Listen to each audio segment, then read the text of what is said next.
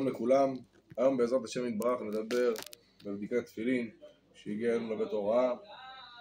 ראשית כל, שמגיע לנו תפילין, בודקים עם קליבר את הריבועים, ריבוע העליון, ריבוע התחתון, מקיר לקיר, משין לשין, מקיר לקיר, גודל של הריבועים.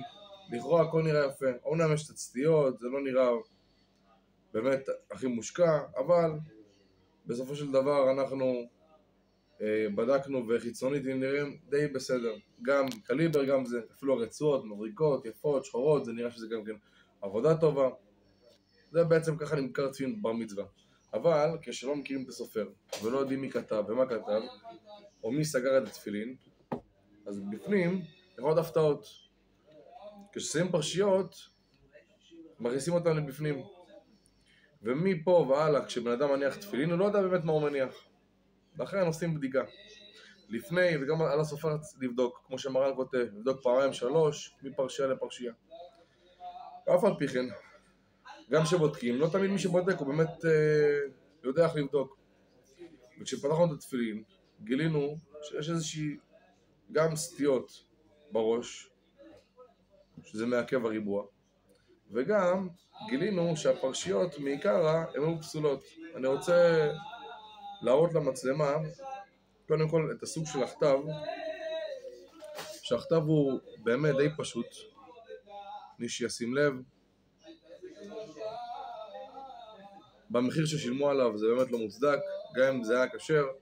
והנה להלן הפסול.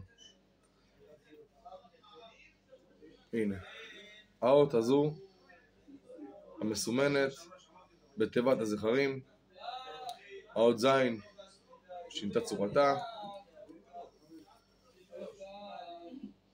וכן מחר לאמור מה זאת, תיבת זאת גם כן הזין שינה צורתה.